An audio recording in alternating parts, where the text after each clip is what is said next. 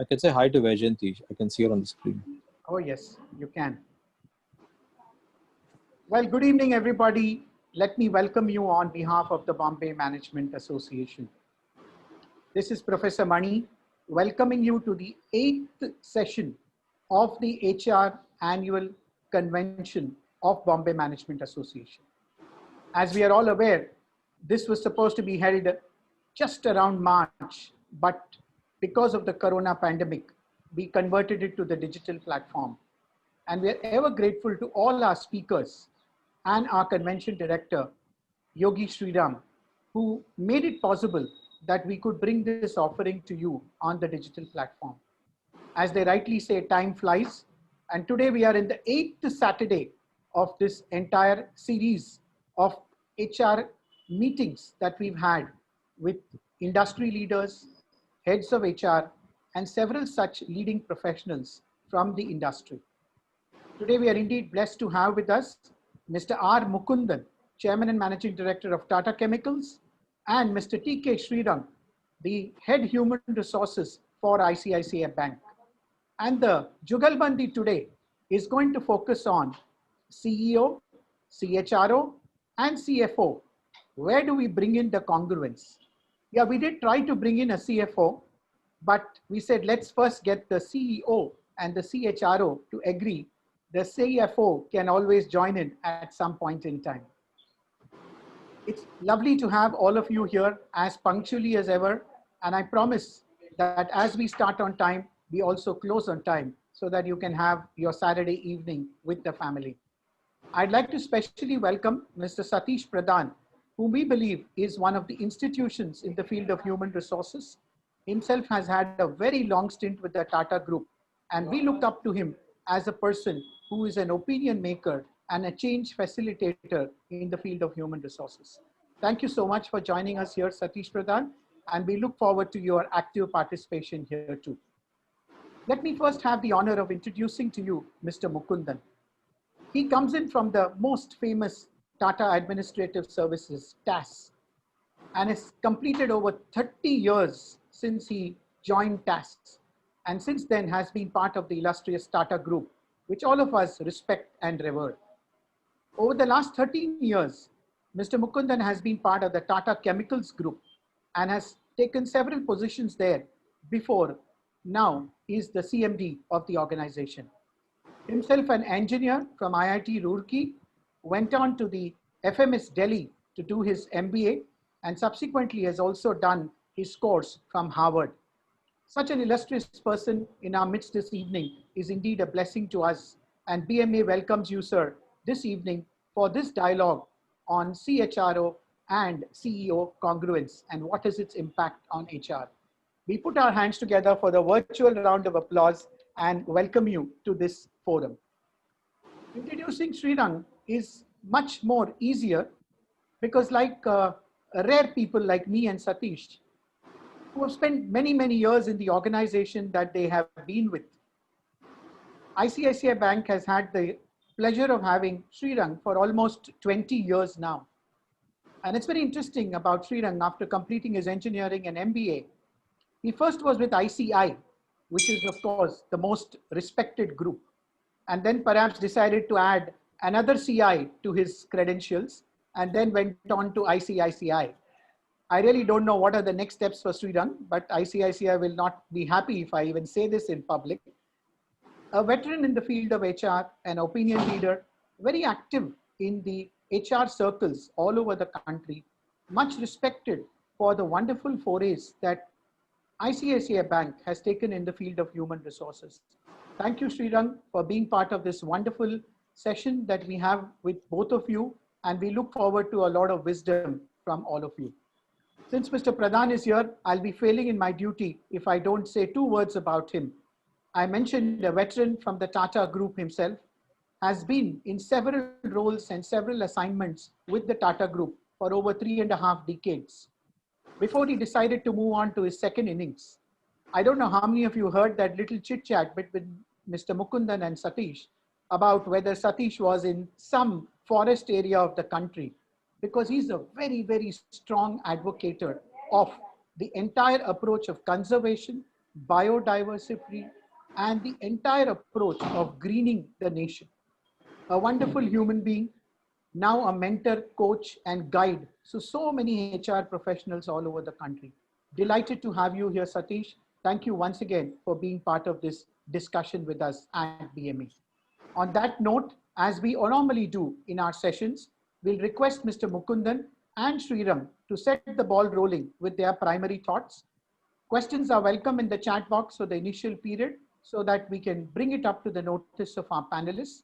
And later on, as we progress, we'll be happy to have you dialogue with our panelists. Over to you, Mukundan, sir. Uh, Thank you, Professor, and thank you to BMA for inviting me. Am I audible properly there? Perfect, sir. Thank you. And firstly, let me wish everybody, everybody's safe and everybody's sound, and hope everybody stays that way going forward too.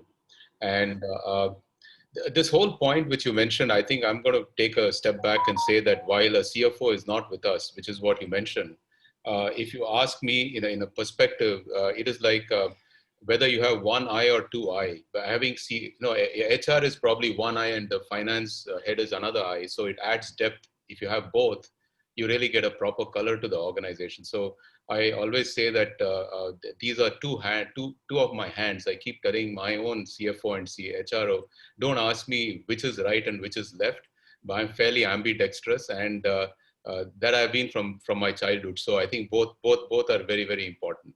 As far as any structure is concerned, I think the unique nature of HR is such that anything you do in HR, the people area, is the impact is felt many years later.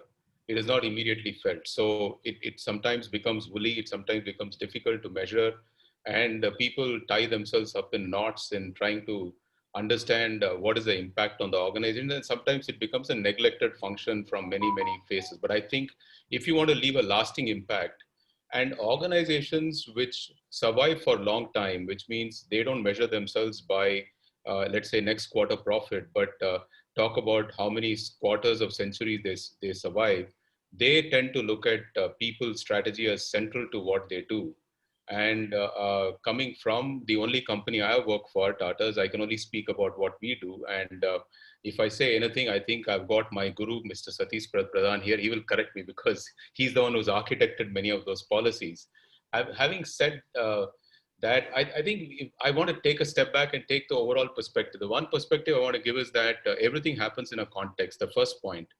And the two bookends of that context are, one is purpose, other one is values. I think within that is what you build every organization. I'll come to even HR. It is built within the purpose and values. In Tata's, we are very simple, one line for both. We don't have a complicated statement. Our purpose is to improve quality of life. That's all we say, because you're in many sectors. So it's as broad as it can get to improve quality of life. And our value is very simple. Our culture, value, whatever you want to call it, it is leadership with trust. We want to lead, but we want to do it with trust. So it is something which you earn, you can't get it. So our behaviors have to be centered around it. And that has been layered into many, many behaviors, many, many action items which we need to do. But two bookends with which we work, even the people strategy is it in congruence with our purpose, and is it in congruence with the culture we want to build? I think those are two bookends. If you take them as two bookends, between those two bookends is what I call a strategy, which is a lot of details. Now, while strategy will depend on the business you're in, the kind of markets you serve, there are three broad pillars which you cannot ignore. And I think they cut across every sector and segment you work in. And I'll state all three of them separately. The first one is what I call as digital and technology. And I'm putting them together because in some cases, technology may be a larger proportion, digital may be smaller. In some cases, digital will be a very large proportion, and technology, in fact, digital may itself be the technology which you're dealing with. So I would say digital and technology is one key pillar which you've got to have your strategy around, arms around.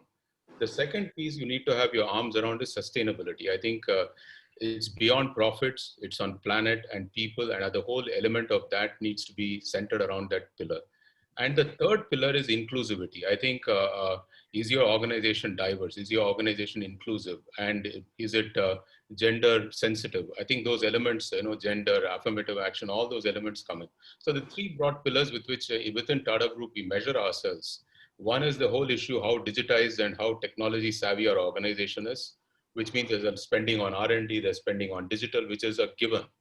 There is a whole piece around what we call a sustainability. So Tata Chemicals, for example, has already signed up for SBTi targets, which means well below 2 degrees. And we are very clearly working our process through how do we get net zero in carbon. So that's one space we are working on. And then inclusivity, we do measure, for example, our affirmative action plans or inclusivity plans. So that's a second layer which I wanted.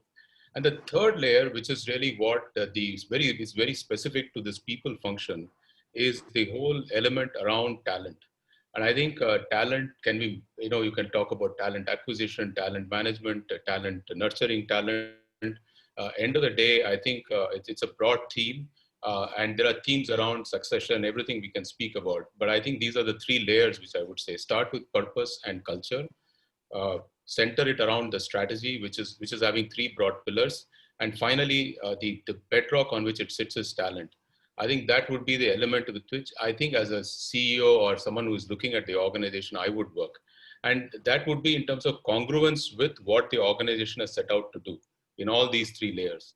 And that's a question I keep asking our team. And it's not a HR CHRO's function in many ways. Even the talent is a function of the line managers. I think HR provides a kind of a guide map or a road which sort of serves the purpose of traveling that road properly. That's really what the HR's role is. Really, it has to be done by everybody as a team. The entire team is responsible. Those are my opening words. Thank you very much. Thank you very much, sir, for setting the right perspective.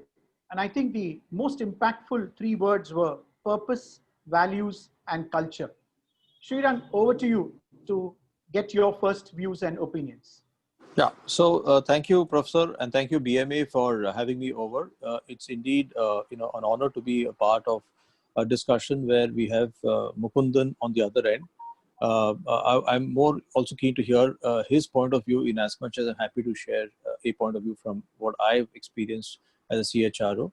I must also, as Mukundan mentioned, I'm thrilled to have Satish with us today. As I mentioned, there are many CHROs in India today who come from what I call the Satish Gharana, right? We are all from his school of management. So I'm also a product of the Satish School of Gharana and Ram Kumar School of Gharana. Ram, incidentally, is also from Satish School of Gharana. So we're all part of the same large family. So, it's a pleasure, Satish, to have you on the platform.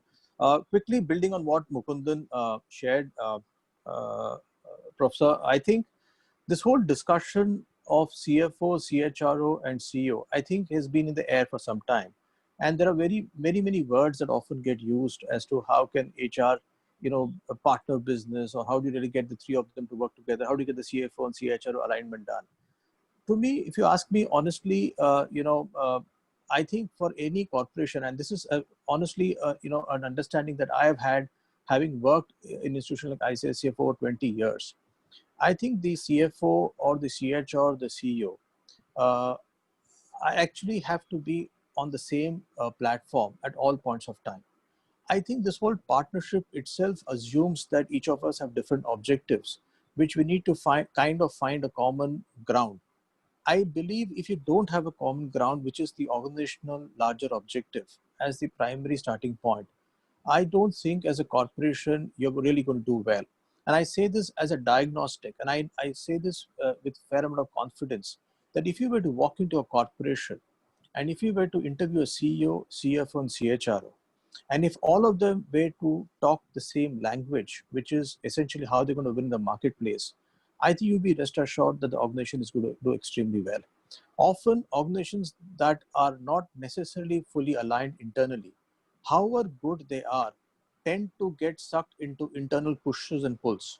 So I don't think this whole discussion of whether they should work partner together, I think they better be at one point, which is the corporation objective. So, and if that is not true, I think, and I also want to also add to that, that a lot of words get shared about the HR processes and HR outcomes of various organizations. And I want to put this on record, and I say this humbly to say that this is because of the larger team at play, right? This CHRO in any organization is as successful as the CEO would want him to be or want her to be, right?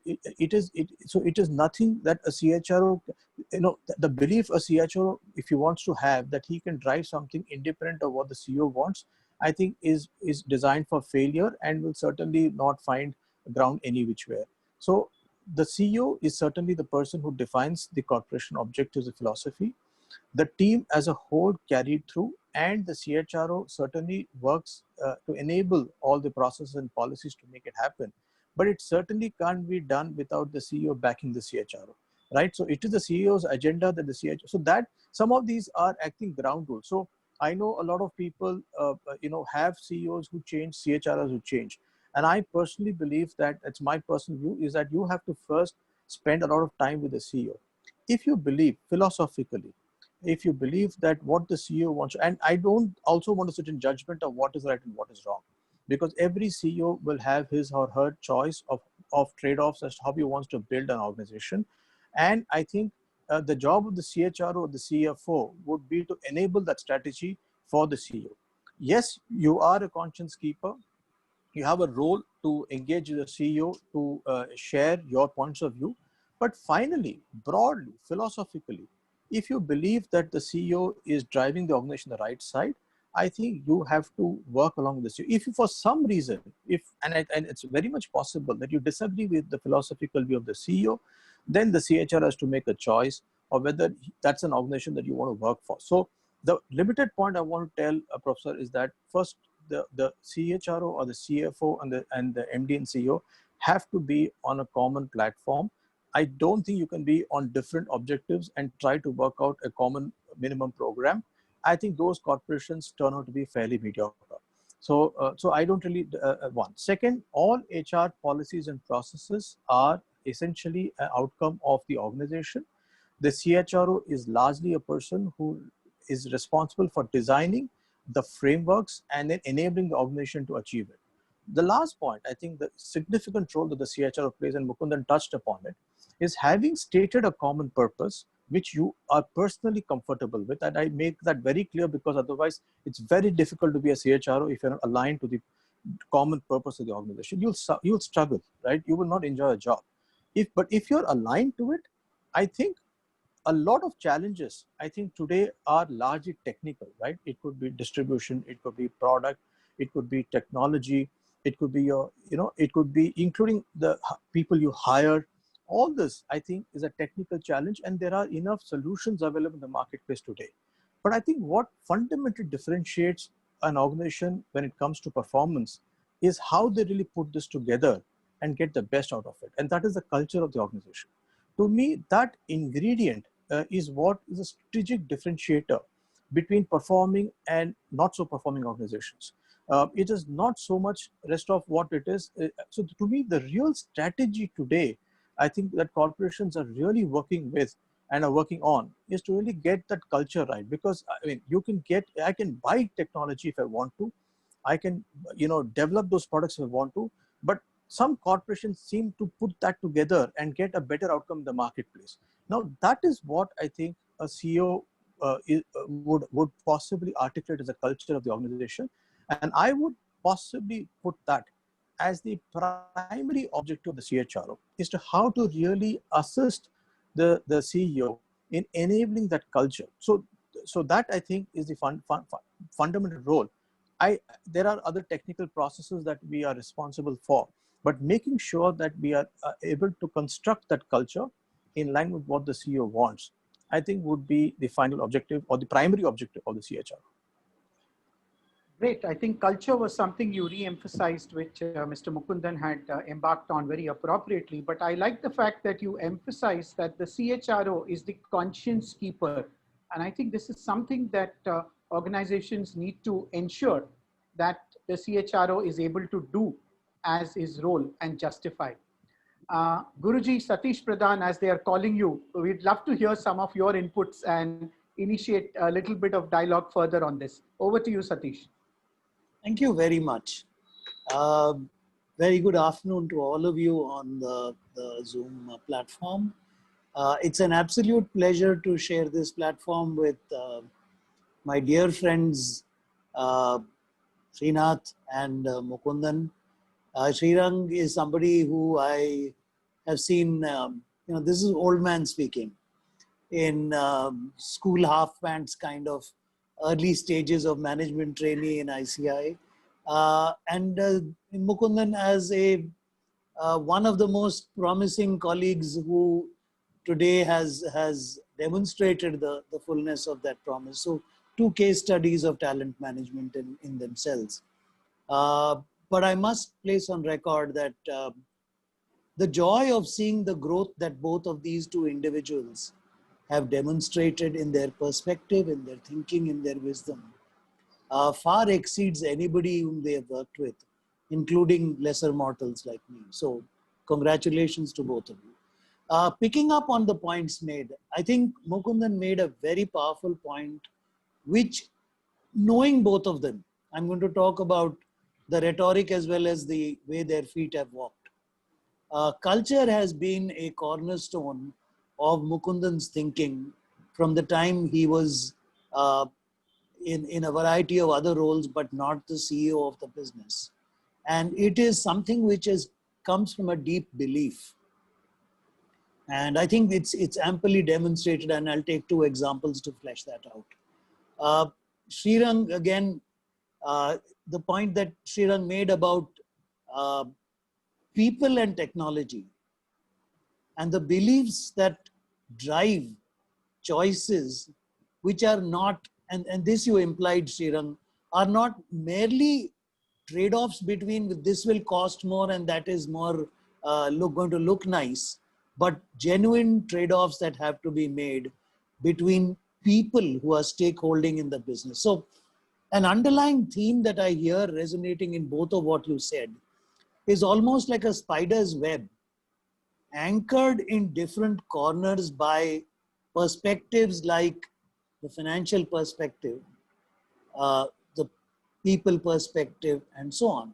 And to my mind, what you really are saying is, if it's about culture, if it is about people, it's about people within, it's about customers who are people outside, who put real money on the table for our offerings. It's about people who invest in us. And it's about the people who look to us as role models of social and economic change. And that perspective, when it's commonly shared, you begin to start seeing the kind of different but binocular perspective that Mukundan talked about, without which you will not get depth, without which you will not get width. Amazing metaphors that have surfaced today, which are very powerful and real in both the practice and the experience of these two individuals that I've heard, that have guided. Two questions that I leave for your audience to think about, may be unaware that this is what you guys have done. In ICICI's case, going the technology route during the great growth period, getting away from paper and hard copy, was not environmental conservation at the cost of a company process. It was good environment management and good business. And it was driven by some of our colleagues in HR, Srirang being one of them very importantly. That Mukundan, when he was leading Tata Chemicals in the early stages, chose to build a unified culture rather than a uniform practices company out of an American acquisition, an African acquisition, a British acquisition, and our own homegrown Mithapur, which were all placed in the public scrutiny of highly sensitive environmental challenges. At Magadi, we had the flamingo benefit as well as challenge. At Mithapur, we had the whole the western migration route, the northern flypast down into India of the migration route, which anchors over there.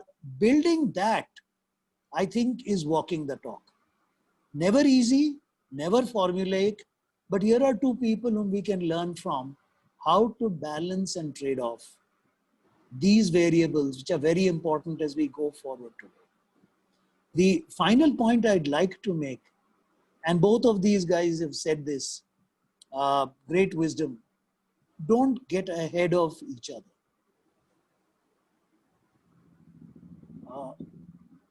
The CEO has to carry his CXOs with him in a way that there is coherence and congruence. The CHRO or the CFO have to be in congruence with each other and the CEO and cannot get ahead of the chief. Those are recipes for not doing so well. But I resonate extremely with what has been said and the wisdom therein. Thank you very much. Thank you so much. And that was a wonderful piece of wisdom, stitching what Mr. Mukundan and Srirang had shared with us. You know, one of the first thoughts that has been in the minds of the audience based on a lot of questions which we have received even before this session began is to Mr. Mukundan. What is it that is top agenda that the CEO lays out for the CHRO, and particularly in today's times? So again, I think Srirang has already answered that in his initial thoughts, and I think he probably is going to end up repeating. I think the key task for an organization which wants to survive a long period of time is to build a culture. And I think culture itself has many layers. And I think that whole issue of how do you translate that into specific actions? How do you translate that into specific behaviors? What kind of system and process you need to put in place which help the company to act as guardrails, even in the far outpost, to exactly mirror that behavior you want amplified in the organization. I think that is the cornerstone of what we need to work.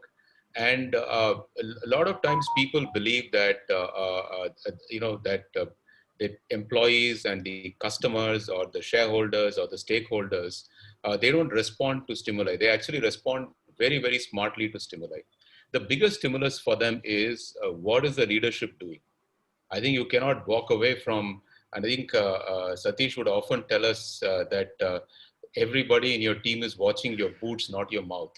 And I think that has remained with us. So it's okay to put up a banner that we want to build a very inclusive culture. It is okay to put up a banner which says that we want agile action. But then if the leadership itself doesn't mirror it, it's a problem. So I think one is that how do you get your arms around? And the only way you can do it in many ways is to not sit on that pedestal. We have found that the key tool which HR has always used is to ask people themselves, because they have the best insight on what you ought to be doing when you want to build an organization culture of that. So we have something called Samvad, where we actually go out to our teams and tell them, listen, tell us exactly what we are doing right and what we are doing wrong in these 5-6 areas which we need to change in the organization. And they tell us. The other thing which I think which has been ingrained in our head is that end of the day, if there is incongruence, which is again what Srirang touched about, that incongruence of a CHRO with the purpose of the company, incongruence of a CHRO with the values of the company. He mentioned it, but I think that also translates right down. I think you can't have a CEO who is behaving differently from what is there as a stated intent. You can't have a CHRO who is not congruent with that, but it filters down to the person who is in the front line, in the trenches, in the sales force, in the factory. They all have to mirror it. And when you see instances of mirroring not happening, I think what kind of a dialogue and conversations you have, those are difficult conversations to have.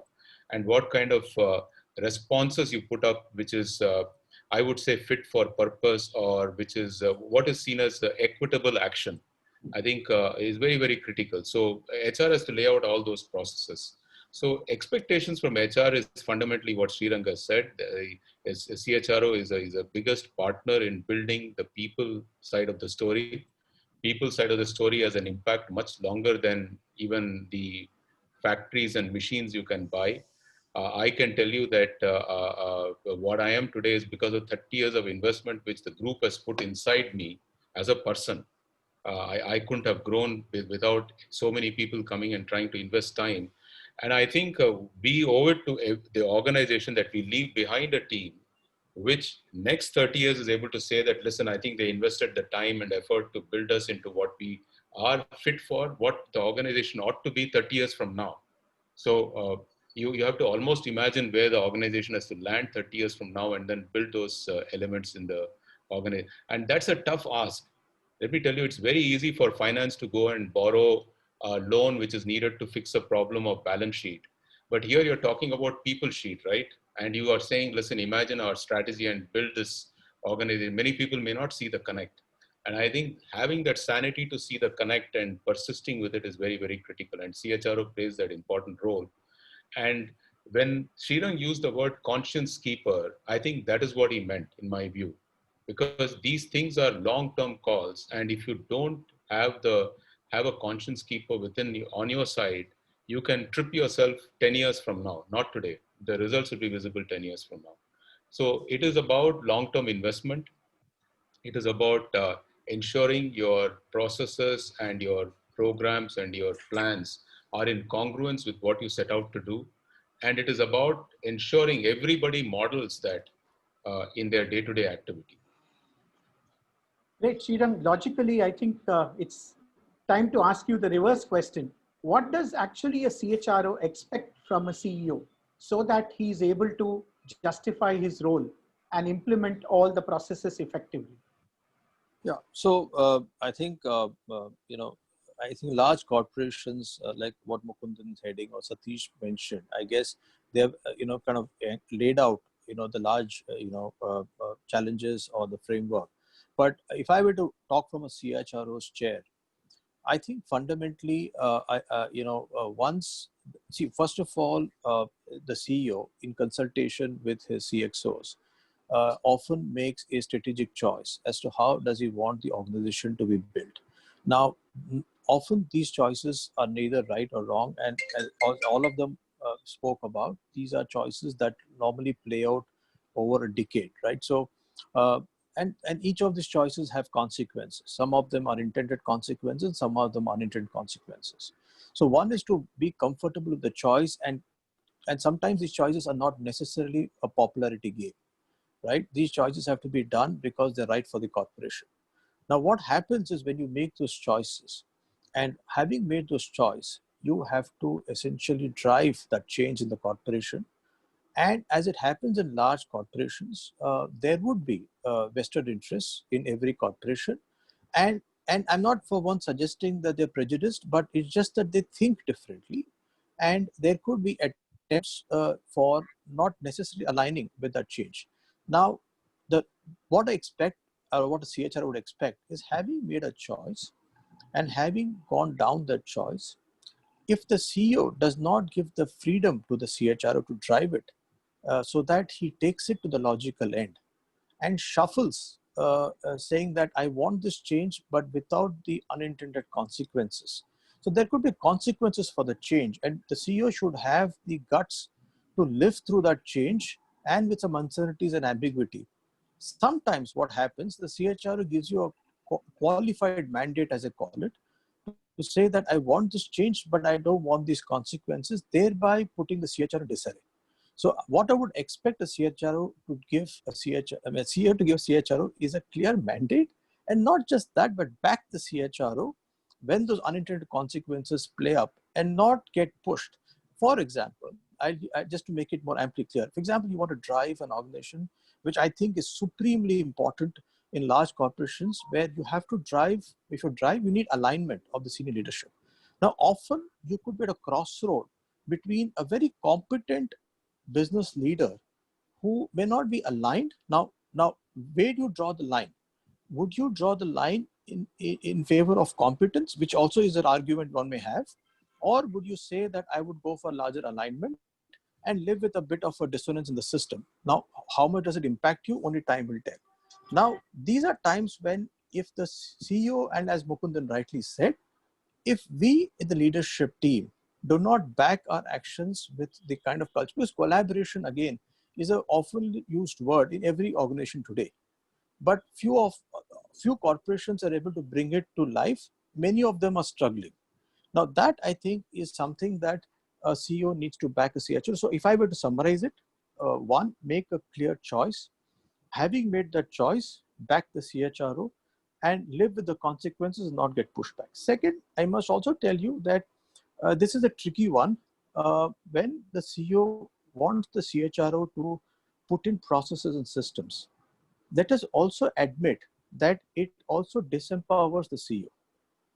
So often, this is a tricky one. So on one side, the CEO may demand the CHRO to drive strong systems and processes, and yet may want to have the override on those systems and processes. But that's a difficult one.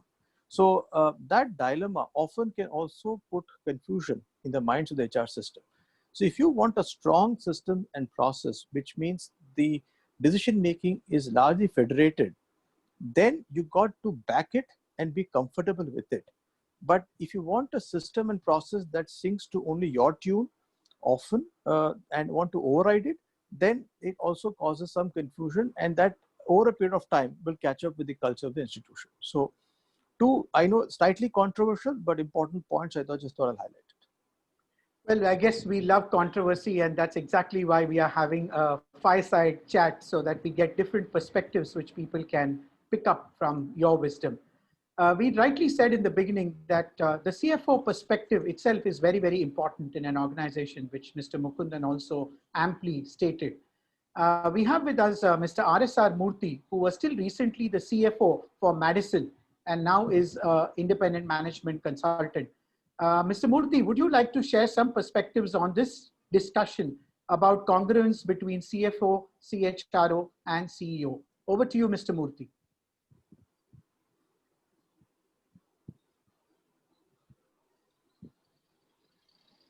Mr. Murthy, you're unmuted. You just need to put on your video and start.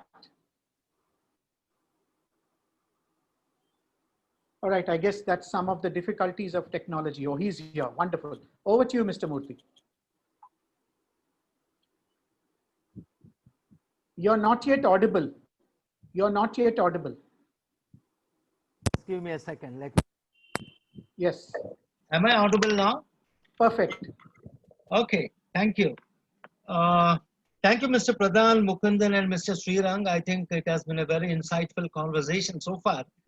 In fact, one of the points which I, at least as a CFO, had a concern about, and let me start with a disclaimer, whatever I'm speaking is with reference to the mid-sized organizations of 500 to 2,000 crores turnover, with which I have been associated in my career. This probably doesn't apply to an ICICI Bank or a Tata Group.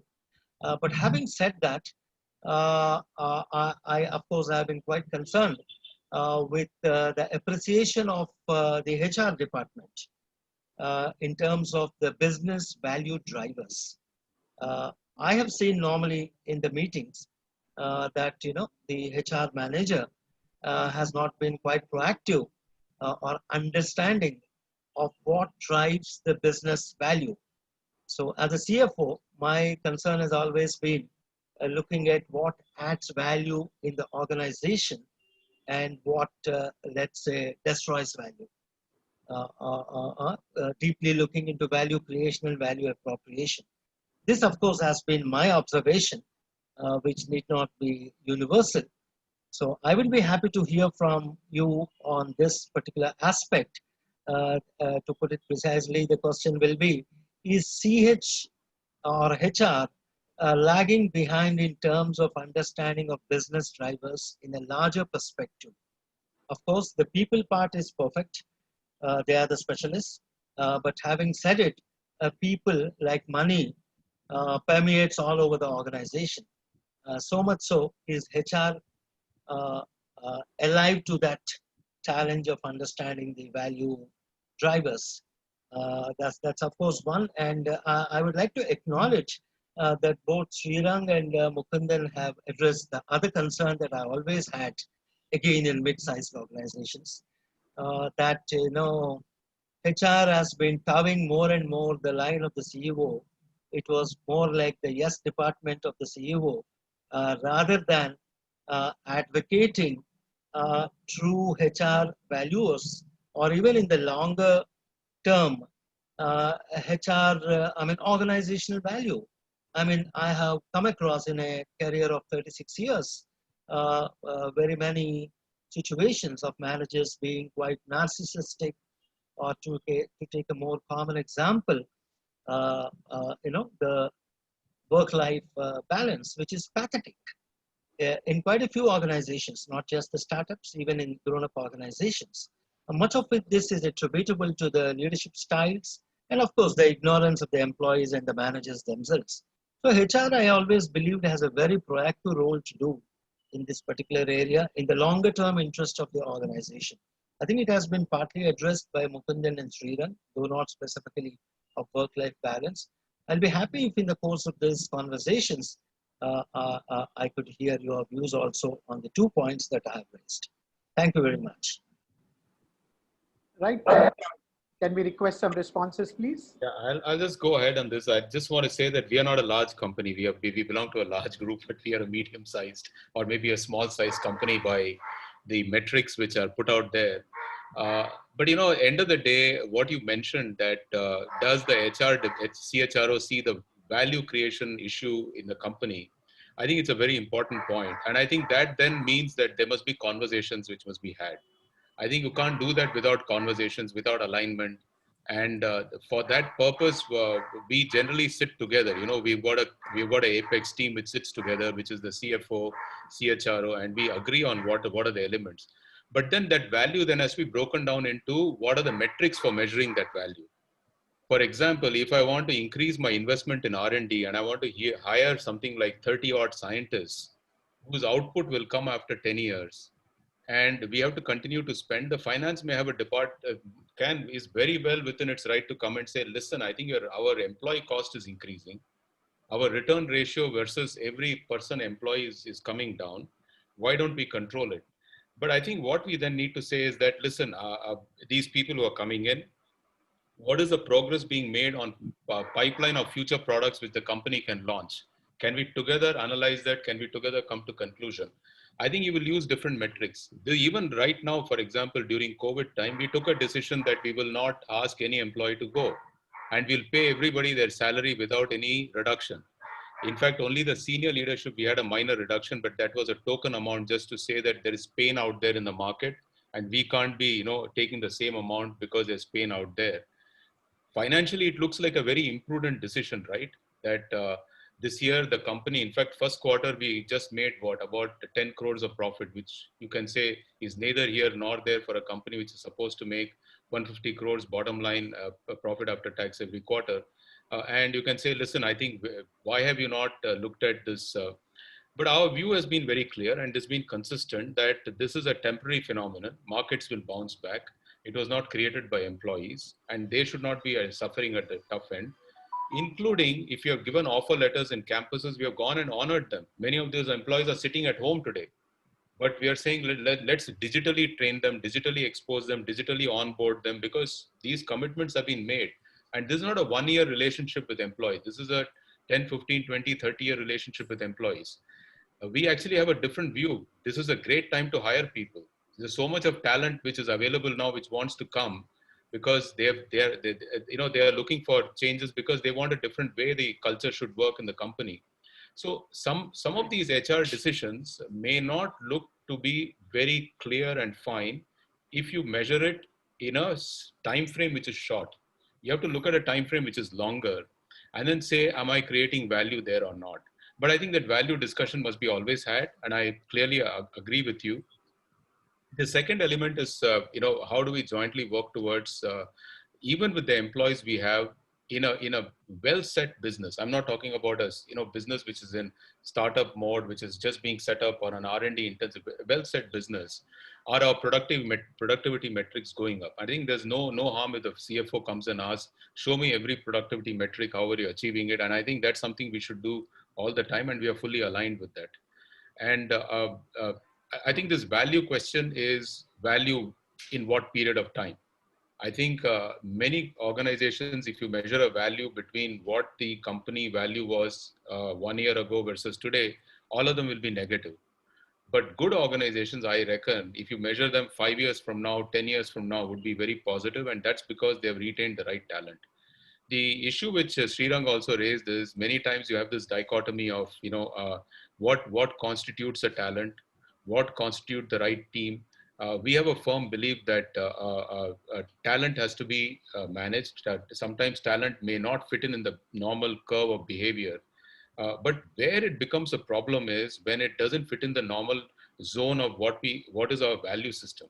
I think it's very, very difficult. I think the moment you hit a point where it no longer is highly incongruent and is inflexible, I think one needs to start to say that, listen, I think we need to change.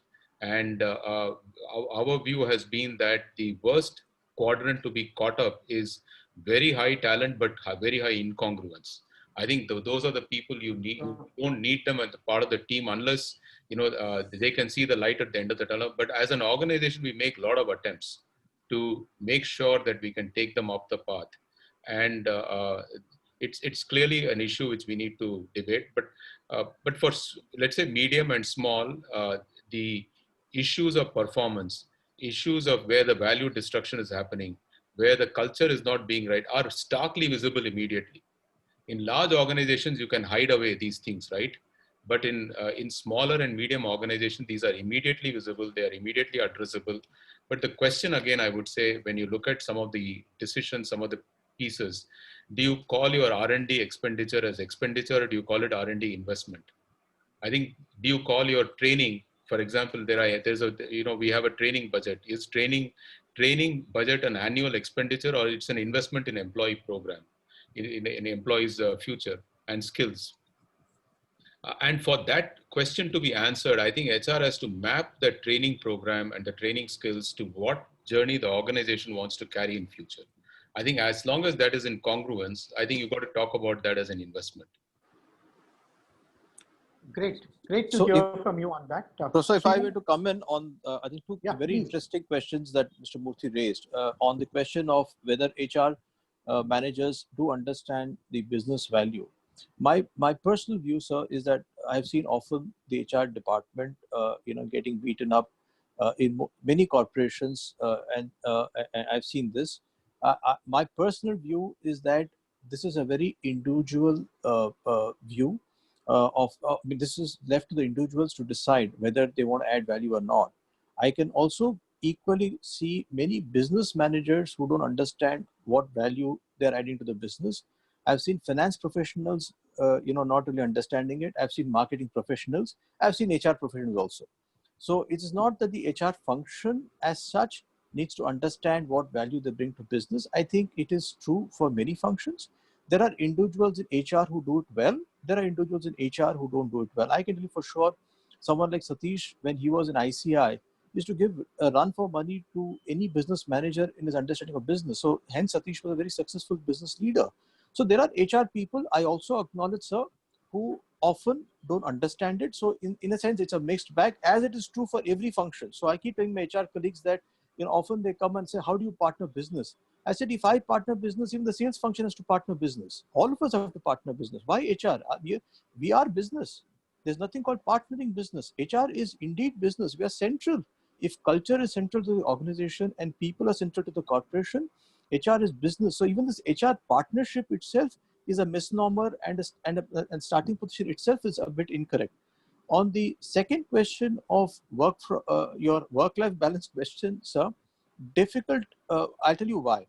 Often the HR head gets pummeled for a decision that the CEO makes. For example, Mukundan has taken a nice and a gracious call and a brilliant call of saying that no one in Tata Chemicals or ICICI has also taken this call that during this year we will not ask anyone to go. But let us say for a moment, in spite of all the advice that the HR head makes available to the CEO, the CEO, out of compulsions, decides for whatever reason to, let's say, reduce his workforce by 15%, 20%. The HR head would be tasked with the responsibility of carrying it out. Now, what happens often is that the flack for that always lands at the HR head's table. But in a way, that's a professional, I would say, hazard of being an HR head. So we do have to carry out tasks on behalf of the organization. So even on work-life balance, while you can ask the HR head to drive it, if the CEO of the organization doesn't want it or is not really looking for it, beyond a point, this HR head can only do so much. He can advise the CEO, he can bring it to his attention, he can highlight it, he can try his best to shape the organization. But if the CEO finally has made a choice to drive it in a certain manner, I'm afraid you can't hang the HR head for that. I mean, that's my limited observation. All right, Satish, would you like to express your view on this? You were mentioned. Well, I think both Mukundan and Srirang have said more than what is needed. I would only endorse that after 40 years of having been at the receiving end of the kind of comments Mr. Murthy has made, I would say the last part that Srirang said needs to be underlined. Every worker who is working at the site of a cathedral, whether he is a plumber or a mason or a HR guy or a whatever, needs to be able to relate what he is doing and its value to the building of the cathedral. So that's for everyone. I'm delighted to welcome in our midst our program director, Yogi Sriram. He had mentioned he would be joining a bit late today because he had some urgent engagement. Of course, Yogi has been masterminding this HR convention for us, and it's lovely to have you back with us, Yogi. May I request you to continue the discussion with our stalwarts who are already here. Thank you, Mukundan, Srirang, and lovely to see you, Satish, here. And thank you very much. I had actually a comment and a question. The question is in the rhetoric, but there is a subject that we've kind of stopped reading much about. It's called transactional analysis. And in the good old days, there used to be something called the Kaufman's drama triangle, where there was a victim, there was a rescuer, and there was a persecutor. So, yeah, you remember that, Mani? Yeah, PVR syndrome, as it was called. Yeah. So I'm just wondering, in this whole triangle between the CFO, the CHRO, and the CEO, how does one step out of the triangle and work in a very mature way, respecting each part of the triangle without playing that rescuer, victim, and stuff? For example, a blame game, which Srirang was alluding to, could put one of the parties into that. Never usually the CFO. The CFO has, after all, a statutory right. And many CEOs are quite dependent on the CFO for that kind of a delivery. That's first question. And the second question will follow after your comments on the first one. It's more a question and comment on the first one, and then I'll share the second one. So you want us to go, Yogi? Yeah. Okay. I've slightly provoked you, I hope. No, it is not. It's not. See, I understand what you're raising as an issue. And I think this fundamentally comes from not being on the same page. Yeah. I think the basic issue has to be that the platform on which you're standing, is it the same platform? And I think the question has to be asked all the time, clarification that, this whole issue of PVR syndrome, what you call as victim and rescuer, and this whole thing which happens in that whole game which is played, needs to fundamentally say that, what is the platform, what is the perspective from where you're coming, and having that mature conversation. And these can't be had in public. These have to be had in closed room between the three people who are tasked with that. And we see, generally there must be confidence that nothing in the organization is going to happen and come as a surprise to any of the three people. I think the moment that surprise element comes, so you need to build that strong point that we three will sit together, come what may. Before any critical decision is taken, we will go through it.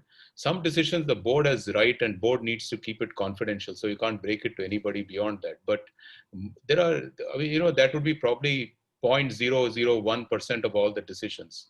And usually we have found, and there's an unsaid, undocumented undocumented team in, at least in Tata Chemicals, we call it the Apex. There is no minutes of Apex team. There is no document of that Apex team, but any critical decision the Apex meets. And it's a quick hurdle. What is your view on this item? What is your view on this? And I think that is something we've tried to build. And the second element is, how do you sort of build an organization which is having a lot of candor in expressing views and not being judged on the basis of candor? And I think that has to be built over a period of time. It cannot be done. And that's part of the culture building, right? So we've had this process which started long time ago when we had this whole schism within the organization of the as the demography of the organization was changing. And what Satish mentioned is, many of us youngsters were thrown into an organization which was much more mature, much more experienced, and we were parachuted in, and we had no clue how to manage this. And at that time, it seemed like a very difficult situation in terms of two broad different perspectives of what the organization ought to be. And all conflicts arose the same way which no conflict on purpose, no conflict on values, on how we should execute the strategy, right? It's a very fundamental in-between issue. So we then crafted a process of, at least amongst the top 15, 20 of us, the way we will deal with it. Because you can have conversations, but the conversation must know. And we said, let us meet every evening or every alternate evening, whatever it takes. Right. And if you're in the same town, and there were some people who are not in the same town, then let's meet once a month. And we will go through it very clearly. What we call as, is my next statement on this, is it a judgment? Is it a new idea? Or is it an information?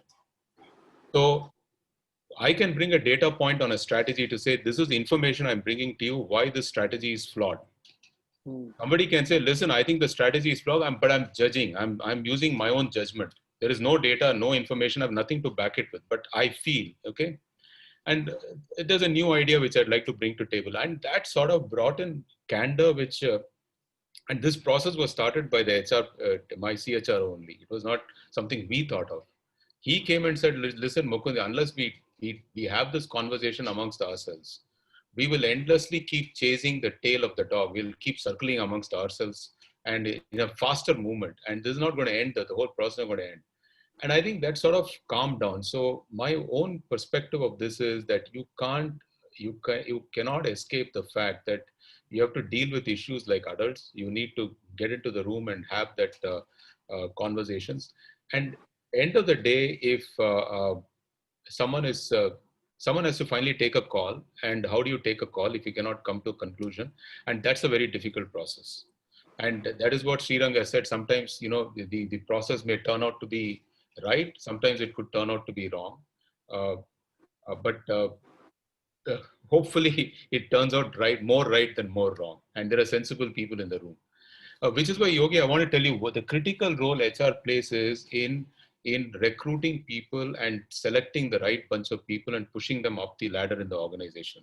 People forget, if you don't get that right, you will end up with this, PVR syndrome at the top very, very quickly. The second thing we worry about last is the lateral entries. We are extremely worried about lateral entries because it can be very, very difficult if there's a cultural misfit. But yet, when you want to prepare the organization for future, you want change. It's a very difficult task to say, no, I don't need constancy, I need change. But at the same time, I don't want a cultural misfit. So you will get some people who may not fully be, which is why it is called guardrail, so that you provide that space within which they can operate. Because if it's a narrow, line on which you have to go, nobody will be able to walk the line.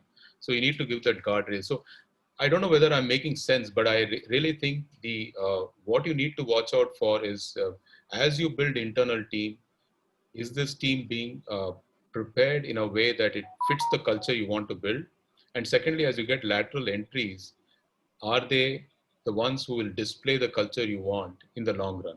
I think very critical, and we always find it very difficult many times, and we worry about new entrants in the company. We want to ensure that they succeed, but at the same time, if you made a mistake, it's better to quickly call it a mistake and move forward. Very nice. I just want to ask both of you one question on the lens through which the investor community looks at a company and the lens through which employees look at a company, the two may not be the same. The two may be quite different. The CFO, by definition, I'm sorry if someone else has asked this question earlier. The CFO, by definition, is supposed to be clued on to the investor relations and the investor community. And the HR head not only looks at business, but also looks at the interests of the employee.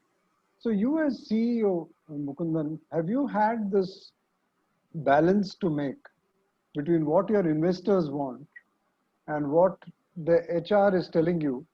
And I know you're a very, very HR oriented person, but at the same time, you must be also pulled in the other direction as a CEO and MD of Tata Chemicals to do the right thing for that. So how did you get the right judgment and balance? So I think you need to be prepared that your teams are mature enough to take the blow. I think if you start with a view that I'm going to give them a soft landing, soft process, I think it doesn't work. So our view is that you need to let the teams experience the voice of the shareholder and investor directly. And directly, when I mean many times we can't get the investor in the room, Yeah. the person who's going to be the person who sort of voices it is going to be the CFO. And it's important that his voice is heard, at least, if not by entire 3,500 people we have, at least by the 70, 80 people who almost run the company, literally, in the sense that, and their voices matter. And that then translates into how do we then address these concerns which are lying out there. And it's not just that concern. There are concerns from, for example, the communities. How do you address them? How do you bring their voice in? And we have, for example, broadly instituted a system that every quarter this leadership will sit together. And every quarter we will go through the quarterly results absolutely together. We will also go through what we think we'll end the year with together. Annually, we go through strategy. But during that time, I think some of the highlights which the CFO brings to the table is the concerns from the investment community, which means what are the analysts expecting us? What is the principal shareholder expecting us? And these are broad bullet points. But we also, as soon as that is over, we also go through what have been the breaches in ethical behavior in the company. So we also have the HR present behavioral breaches which have happened and what actions we've taken, any whistleblower complaints which have come. We do both. So I think the team gets a hang of this issue all the time. And for example, we set out to say that, listen, working capital is critical in the company. We and Satish would know this fertilizer business which we had a working capital which was running into almost sometimes into 12 months of the sales, and our debt in the books was almost 6,000 crores. Then net working capital in the book was 6,000 crores. But consistently, there's been a chart which CFO would put out. How are we faring on that? It's not about but it's a metric everybody is tracking, right? Then everybody, and he would also say, listen, this team has got this to so many number of days. This team has got it to so many number of days. And then we would pick some of the outliers to come and speak about what they've done so that they share their experience. Good news is after about 4 years, last year, as for a manufacturing company, just in India, I'm not talking all around the world, for a manufacturing company, we were negative working capital. And I've had years of my vice chairman telling me, how can you get to negative working capital? But we got there. It may be a difficult to maintain that as a negative working capital because it's a tough ask the team has delivered. All I'm saying is that it's possible if you pick the metrics the market is demanding and then say that how do we translate that into action? But that has not led to any change in our values. That has not led to any change in our culture. That has not led to any change in the purpose of the organization. That has not led to any change in the strategy. So it is very important to bring these voices to the team because they are the ones who are powering it. And then ask the team to say, what are your plans to address these individually? Each one of you take charge and let us go through it. And then supporting them. Yeah, Srirang, before you come, I want to tell you, 2008, Yogi, you want to know, one of the things we learned was our teams understood P&L very well. They didn't understand balance sheet. Right. For the first time, it dawned on everybody, including me. I also didn't know what, we used to worry about P&L, but balance sheet was nobody's. So Yeah. we actually went through a crash course by our CFO then, Right. understanding the balance sheet. Today, when you go and ask the organization, they will talk about, including the factory worker, they will look at balance sheet and tell where the things are right or wrong, because it's a learning process, right? You don't hit upon this overnight. Sorry, over to you, Sriram. No, I kind of completely resonate with Mukundan. Yogi, if I were to really look at it, I guess I think it is to do with a lot of alignment within the organization and the hours that you spend together discussing as to what does this organization stand for and how do you really want to take this forward. So I can tell you that if in a corporation, I say this out of my own experience, there have been many a times in a meeting I have taken a very different view when it comes to, let us say, a performance objective of a corporation. And the CFO has taken what we often call the people view to balance it out. So I think in a meeting where there could be ways and approaches which could be different on how to achieve it, but the guardrails are well defined. So I would answer this question by saying if there were 6 CXOs in a corporation, and if we were to put them to an objective test as to how they would respond to a particular performance objective, and if you find that their responses are within a broad guardrail which the corporation has defined, I think this role of a CFO or a CHRO looking at it always from different lenses may not play up. We always have lenses, and that's certainly something that will play up. But I think as long as you are understanding the guardrails, I don't think, and you don't necessarily, and most importantly, I think sometimes we forget that the larger objective that we all work for is that of the corporation and not just of a function. Sometimes I think we get confused and start worrying about the functional objectives, which sometimes may have to be subordinate to the larger corporation. So I keep saying that, and in any system engineering, you realize that all subsystems, if they become very efficient, the overall system may not be as efficient. So at various points of time, some subsystems have to be, when I say inefficient, so I'm saying these are trade-offs that happen. So I would only caution that as functional heads, we need to be absolutely clear that the final objective that we all serve is that of the institution. And if that guardrail and if the objective is well understood, I think it minimizes these biases that you tend to come across as functions. And then the CFO pushing an agenda and the CHO trying to push a people agenda. Not necessarily. You may find that in organizations which have got this right, you may find that it's actually a mixed bag. It doesn't matter who's in the table, but each of them can represent a point of view. I think to me that is something that we have to keep in mind. A pointed question for you, Sriram.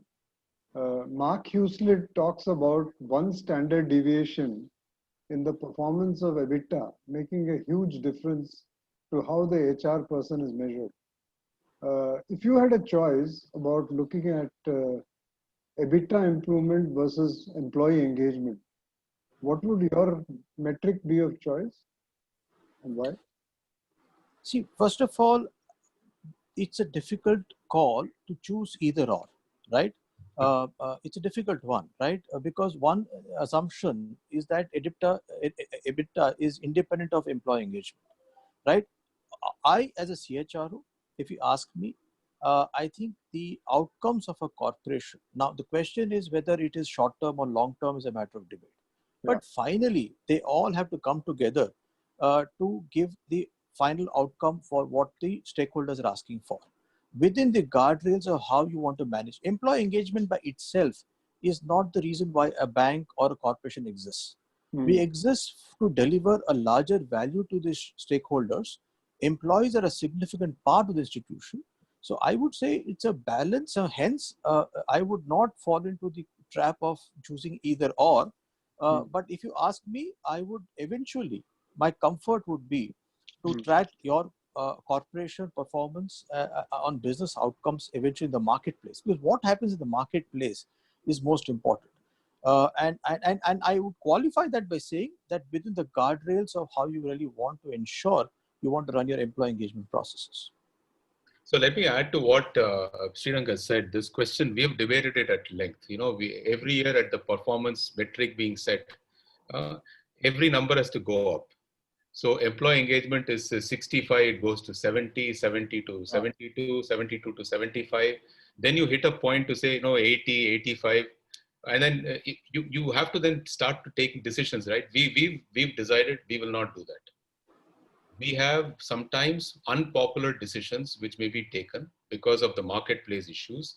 What we said, whatever may be the decision, we'll not let it fall below 75. Whatever may be the decision. We don't care if it goes to 80, but we will not let it slide below 75. We will do everything. So even when we sold the fertilizer business, we measured the engagement of the business which was going out. It didn't fall below that because we said that whatever we need to do in terms of communication, whatever we need to do, allay the fears of people, those who are not getting absorbed by the new organization, outplacing them, changing, finding out. So I think if you set yourself a metric which says that we have to achieve the corporate's objective, but some of the metrics cannot go below. It is a bit like in a car dial, right? Your rev meter cannot go into red band. Then the engine is going to completely collapse. So if my red line is 75, 70, whatever you choose, that's my red line on engagement. Otherwise, you do whatever you want. You run at the speed the road demands. You run at the speed the customer demands. That's really what. So I think I fully echo. So that's how we've come at it, Yogi. I don't know if it's the right or wrong answer. Wonderful, nice, nice. I'll hand it back to Mani and Satish to take it forward with the audience. I just butted in. I'm sorry for being a bit late. I had a personal something. There are some interesting questions here, and I'm picking up the first one, which Vaijayanti has asked. Srirang, you very rightly mentioned the paradoxical situations that HR needs to navigate, especially when one is curating and co-creating culture in a large, complex organization. Could you share some advice to young professionals on how to manage these paradoxes? And it'll be great if all of you can share your wisdom on this question, starting with Srirang. Yeah, a very difficult one, but I can tell you for sure that often the search for most of us is on how to resolve it. Honestly, I don't have a how to response, but I can tell you for sure that corporation every day is full and rife with a lot of such trade-offs. I would say that one of the key aspects as an HR professional would be to see if you can enable as many people in the corporation who can who you can build these perspectives, you can build perspectives and they can resolve these trade-offs. So for example, there are various trade-offs that a person, for example, in a corporation, a trade-off between empowerment and control is a very important trade-off, right? How do you really build this in a corporation? Should be more control centric or should it be more empowerment centric? Logically, we all start with the view to say it should be empowerment, right? But there could be occasions where you would tend to take a decision which is more control centric. There could be decisions which you could take which is more towards empowering the organization. So the limited point I'm saying is that organization processes are full of such trade-offs that need to be made. I think what you can do is to enable your leadership with the right level of perspectives and build that maturity so that they are able to take those trade-offs as appropriately at various points of time within the corporation. So that's something that you'll have to be, because I don't think there is a single, I would say a single line advice or how to. This is a complex change and it would keep playing up at various points of time. And you need to get more and more people to participate in it. And as I keep saying, as long as you know that each of them are taking the decision with the right interest of the corporation in mind, with taking into account various perspectives, you got to back your people to take those trade-offs and take those decisions. So it's not a 0-1 game. If it's a 0-1 game, it's so much easier. If I have to design a corporation which is full of control, I can design it tomorrow morning. You want me to design a corporation which is fully empowered, I can design it tomorrow morning. But you want me to design a corporation which is empowered at some points of time, is also controlled at some points of time, because it is at, that's the balance is what it differentiates a corporation or other corporation. Any corporation that gets that balance better, I think tends to win more in the marketplace. And hence there is no one answer, one solution to this whole challenge. I just want to slip in a quick question for Srirang. Srirang, the face of the organization for the investor in the annual report is willy-nilly either the CEO or the CFO. I haven't seen as yet in Indian annual reports a CHRO signing off. There is a big movement going on in Germany, UK, US on something called the Human Resource Standards Reporting, which is reporting on definite metrics in HR.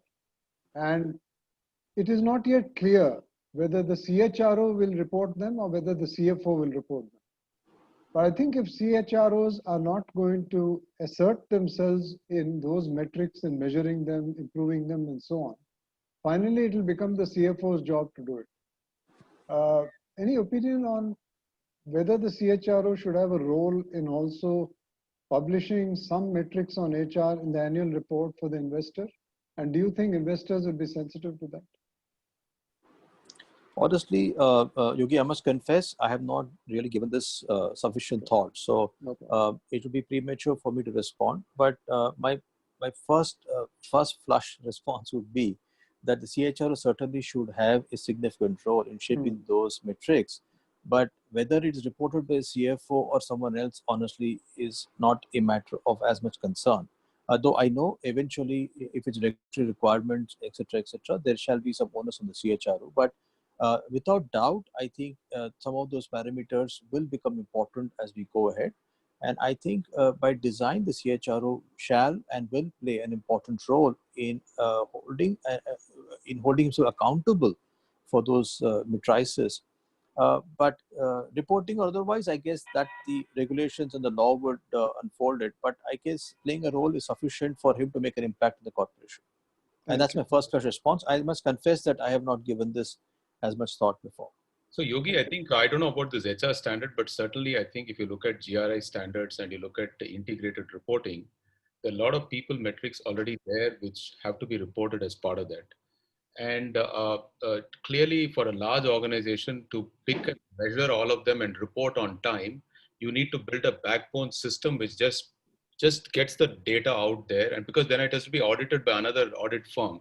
We get it audited, for example, our GRI and integrated reporting gets audited by KPMG or EY or the Deloitte, whichever the big four, one of them, as much as the financial reporting gets audited.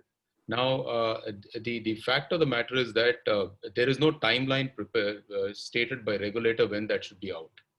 So you can impose on yourself the timeline. So we did as a leadership, for example, we said, listen, I think the leadership of this company gets its annual bonus the moment shareholders approve the financial results in an AGM.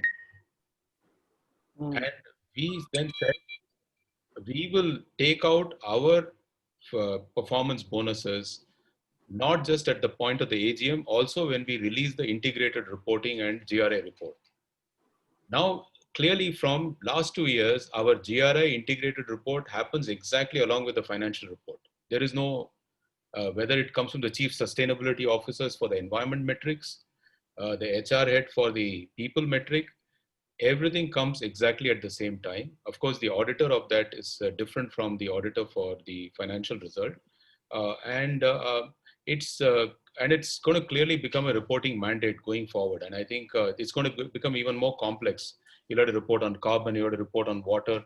So there are going to be multiple reporting, and it's going to be on the larger organizations first, rightly so, because the larger organizations actually are part of a supply chain. So if you catch top 500 companies, you can actually capture almost 60-70% of India's impact on many of these areas.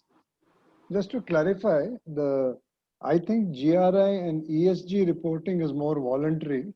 Maybe it's becoming more and more compulsory and mandatory because customers will look for the ESG reporting and also investors too. Investors too. Correct.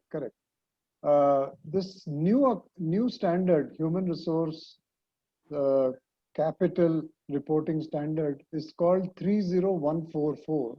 It's a British standard, and it's likely to come into force from end of 2021. And there's a lot of buzz about who's going to sign it and so on. I don't know when it will come to India, but it started getting more and more popular in US, Germany, and UK. It will be. I think all I'm saying is that all this will get finally integrated. I think it's not as if it's going to, and it'll happen seamlessly, right? Of course, the HR issue, CHRO will have to check whether what auditor goes through. Finally, it'll be done by an auditor who will sign off and say this is all clear. Thank you. You're on mute, Maniji. Yeah.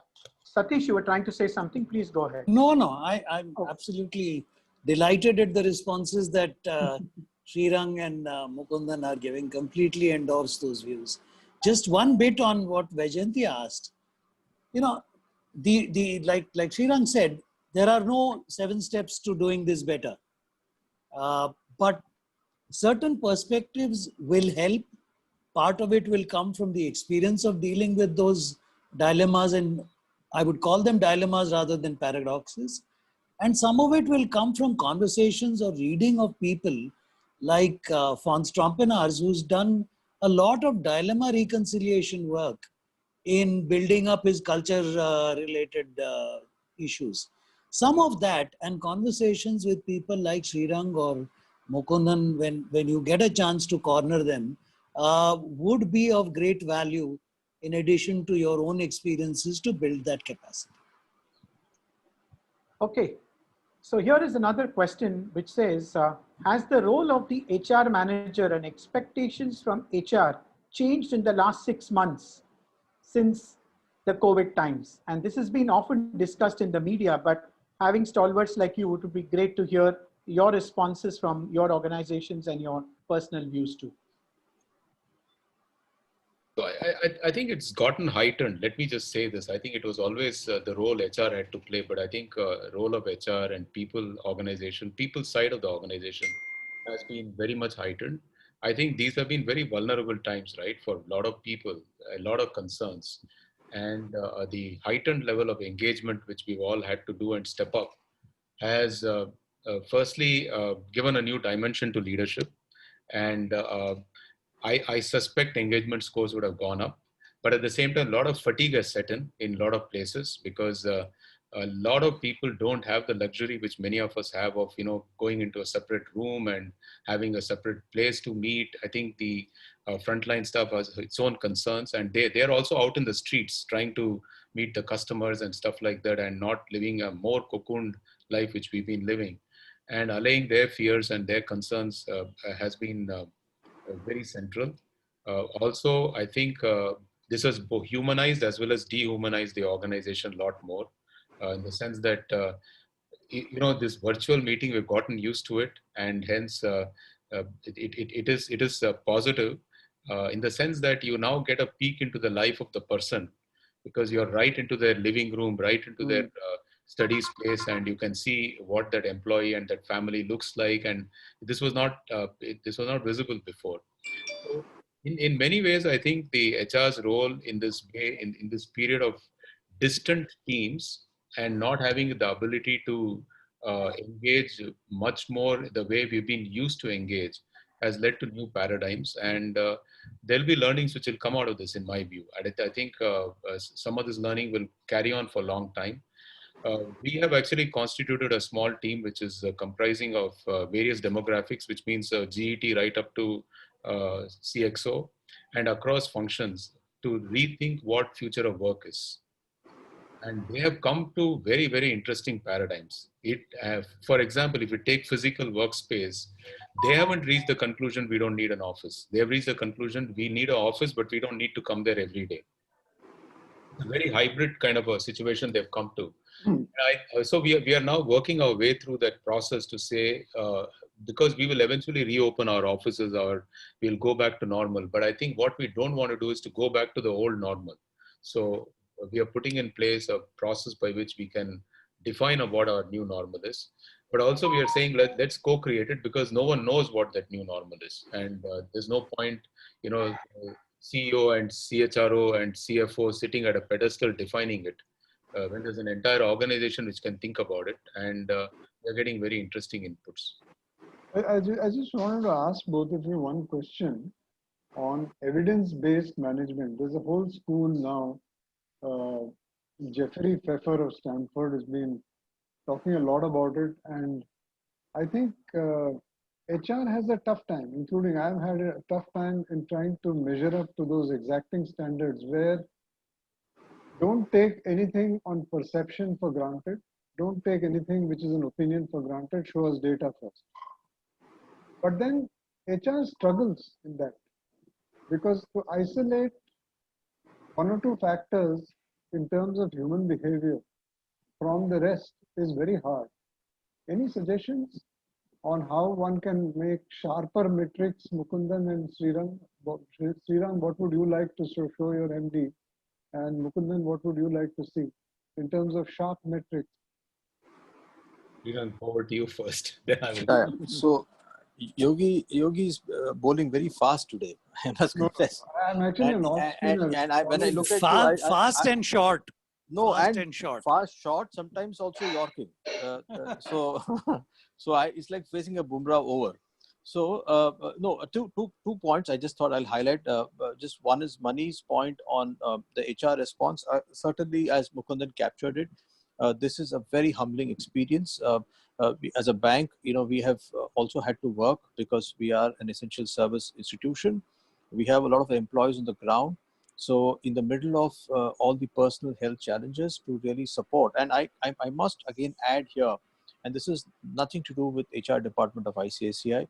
This is because, and I say this with a lot of pride, that every business manager and every leader in ICICI Bank is an outstanding HR manager. They've always been, right? And that is the reason why I guess, we have been able to pull off a lot of stuff in ICICI. So while we may be designing the back-end processes and systems, I think on the ground, each of them, I think, take up this role brilliantly, and they have delivered it. Just to add a bit of flavor, in the last 6 months, what has happened to the HR department, I can talk for ICICI Bank.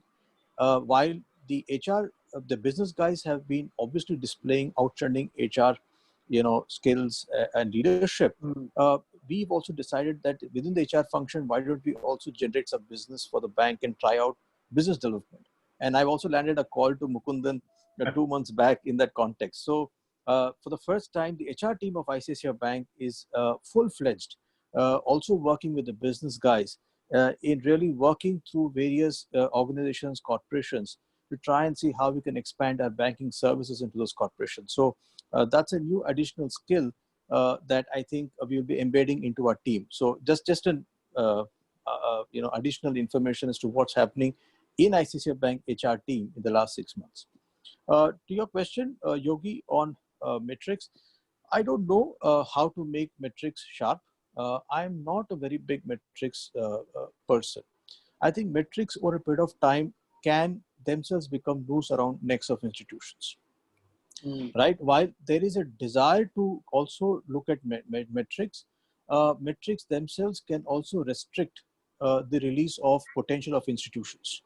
So, I really don't know as to what that sheet is, because frankly, within ICICI, the only metric that we measure is the final outcome in the business, right? And that's a metric that we all measure, including people productivity.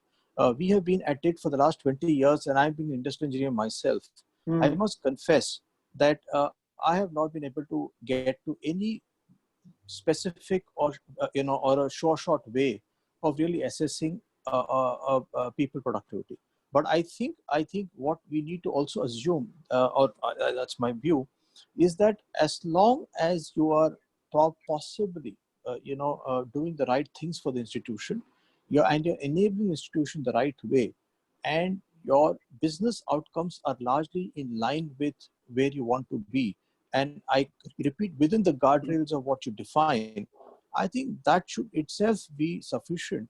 Because too much of metrization, which is also, I don't know, again, a controversial word, possibly a Western, I would say, a fetish, I think can also possibly distract you from releasing your full ability. Putting a number to people ability, I think, is a very tough job. And I must confess that we at least don't have the pressure from the CEO of, I don't have the pressure of putting any of such matrices up to him. Hopefully I will stay this way. Dispatch for 210-meter sixes. I think you're doing the dangerous thing of reminding PPL that that IPL matches are on. Anyway, a specific question to Mr. Mukundan. This is from Abhishek Banerjee. As a CEO, is there an expectation from CHRO on the ownership of business and actual profitability numbers? And if yes, how do you think the CHRO can contribute directly to the business, especially in terms of achieving market leadership, etc.? I think if you see that organization, if it has to go and achieve certain numbers, let's say outcomes, fundamentally then it needs a set of capability. One set of capability is the financial capital which you need. Second set of capability is system and process. Third set of capability, which is the most important, the people capability and people motivation, people engagement. You can call it whatever. Without that, you cannot achieve whatever you want to achieve at the end. And I think it's very important to say that all this adds to the final outcome. So if someone came and said, listen, my return on capital is 15%, 18%, and that's because I put that capital in and I've got into this business and that's how I achieved it. It doesn't happen without a magic of people there. It doesn't happen without magic of the overall system and process. So I think CHRO's job effectively is to provide that bridge between what the shareholders have given us capital and the banks have given us, debt holders have given us capital and what customers are willing to pay. And that bridges the people piece. And I think it goes through the whole process of, constructing the people side of the organization. So I don't know whether I've answered that clearly. It's the entire religion of what HR is all about, right? And if I were to also mention what you mentioned just a bit before, Yogi, in terms of evidence-based, when you build a trust-based organization, I think you can only get that much into evidence-based. So we have now gone through once-through process. So you don't need to apply for leave. You don't need to submit your expense supports. You just, and use data analytics at the back, exactly in terms of what you're doing. Today, because of digital way of working, I've got a huge exhaust pipe coming. We know how many meetings you've attended.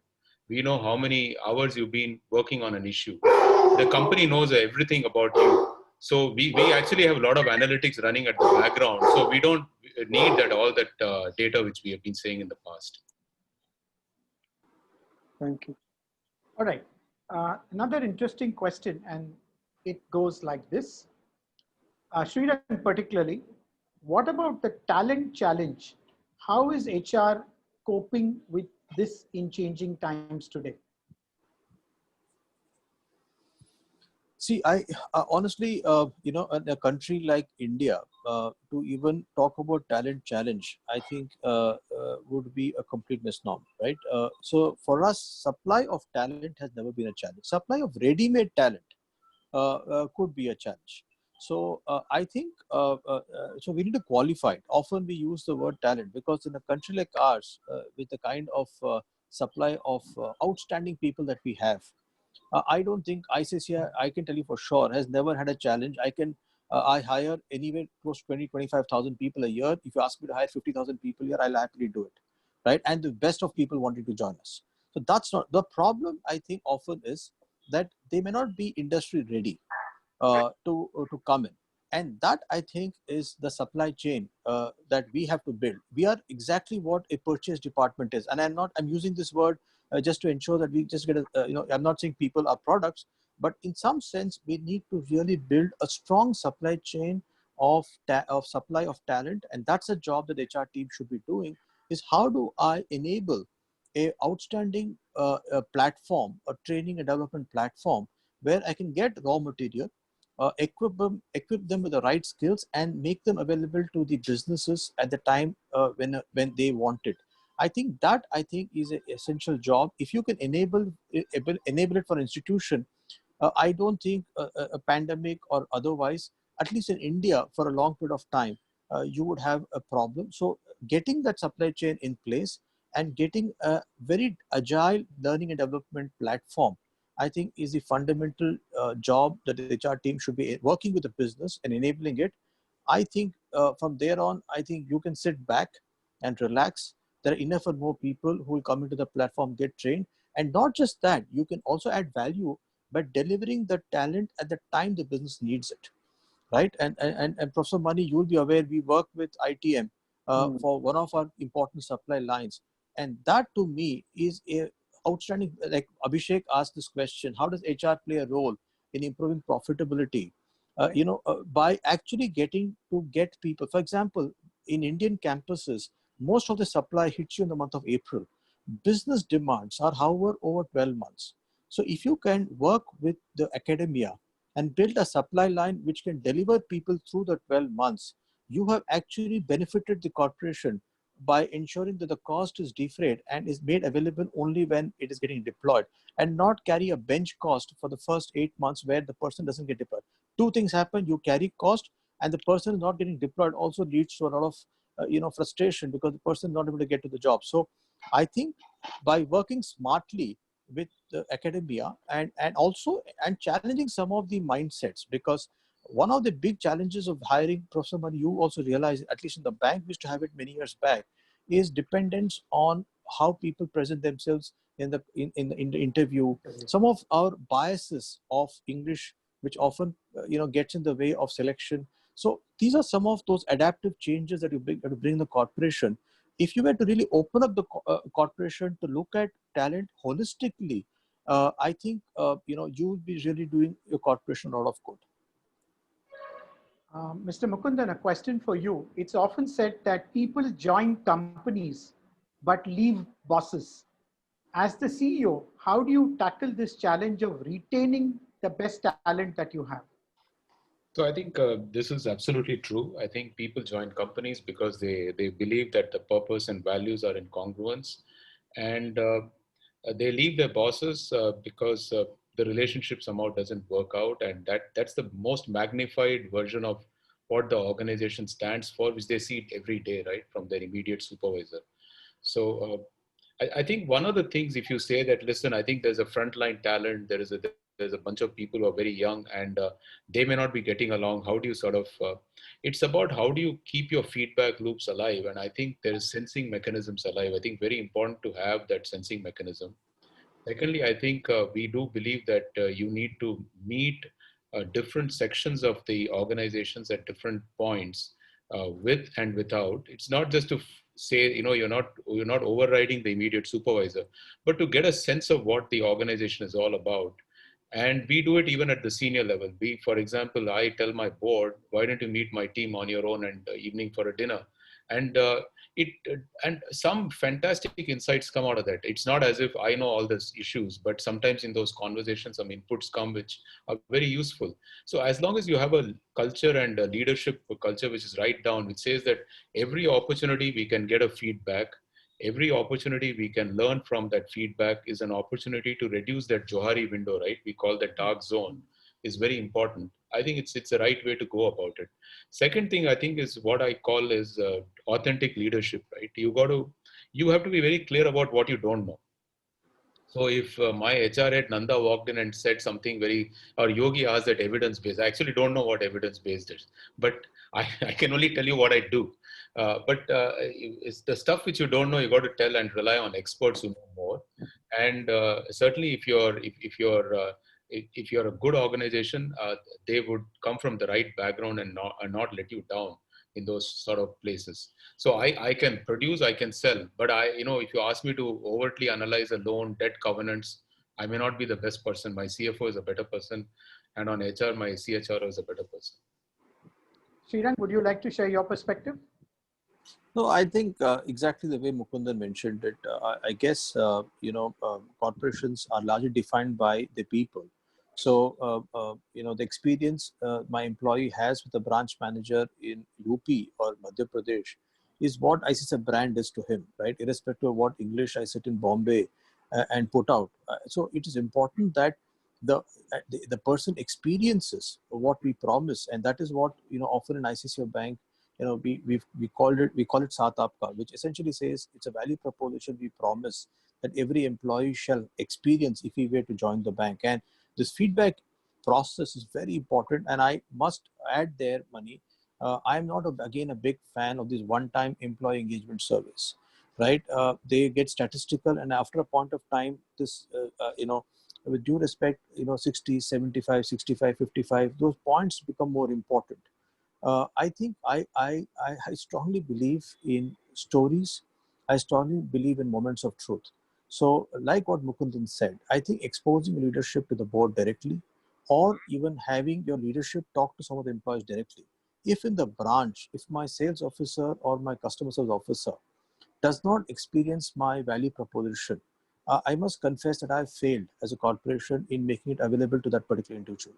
So to me, I think the direct feedback loop and the comfort of having that culture in the organization, where the last person on the ground can reach out to the senior person and share some of those experiences, I think it's not easy.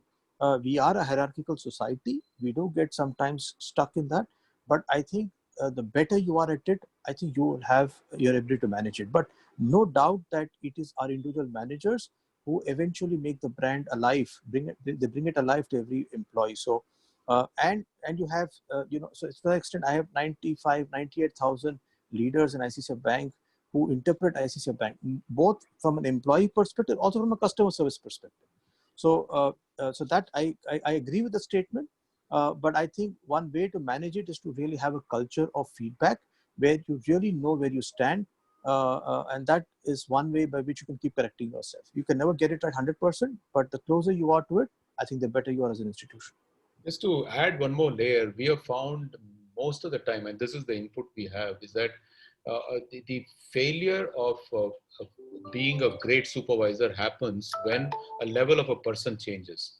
For example, you may have a great R&D scientist, but then when he's made a lab head, usually that transition has to be supported and managed. So we actually worry about when someone is jumping that role shift, which happens in his career, because that's when, because that person then has impact on 20 other people. And the ability to manage that role shift is where I think you need to give a lot of support. Sometimes people may do it unknowingly.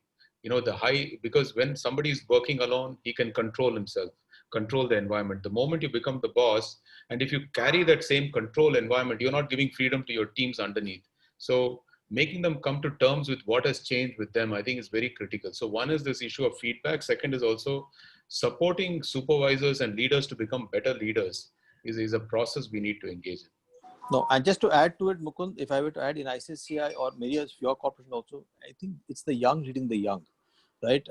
Today we have a whole lot of youngsters, and I can tell you for sure, if someone were to ask me as to what has been the most difficult transition, and I agree with you, Mukund, that it is not so much about how much I can contribute as an individual, but how am I going to be held accountable for other people's contribution, right? It is so difficult, and I must tell you, I was such a failure. I can, in some other conversation, I can share with you that I'm in touch with 2, 3 of those individuals who used to report to me, and even today apologize to them for having been such a bad boss, because I was a mess at that time, and now I realize that that transition is such an important transition, and most of us do make mistakes, we do stumble, and that handholding is so important during that phase. And that is what probably shapes you as a better leader. But I completely support your view on that, Mukund, that the transition from an individual contributor to a people leader, I think is an important process the organization should be supporting. And I just want to say this has been a learning through trial and error. When one of my bosses sent me to head out a function for the first time in my life, he actually told me, I'm not going to hold you accountable for outcome of this function, but I'm going to hold you accountable for how many people you retain in your team because they were your peers before. So that first year I was held accountable only on retention, nothing else. So I was very clear that I had to change, because otherwise that wouldn't have been possible at all. But we have to design systems, and I think we can't, but we need to support the leaders becoming better leaders. The new work from home model is expected to change and transform the job market. What would be the mandatory skill sets and the changing scenario? Your views, please. Srirang, why don't you go first? No, so I can give you my personal view and kind of partially the institutional view. We are not great fans of work from home as a permanent model. We believe work from home will be an enabling model to a business. In a way, Mukundan kind of touched upon it. I don't know the exact model of Tata Chemicals, but in the bank also, we will have workspaces. People will, by default position, will be to come to work place and work. However, I think work from home will bring in a lot of enablement and flexibility. I think in 2019 we were very rigid in our work structures.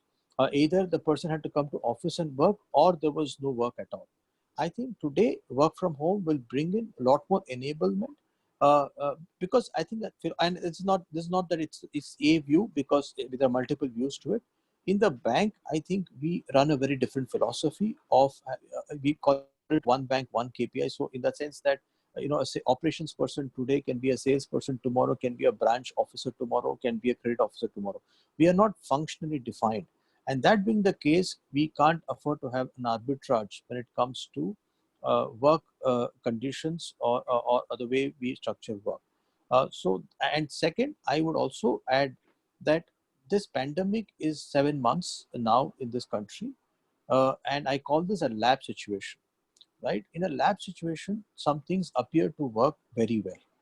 I think we need to test this over a period of 2 3 years and see how does it really unfold. Because I think there's a lot of excitement from work from home.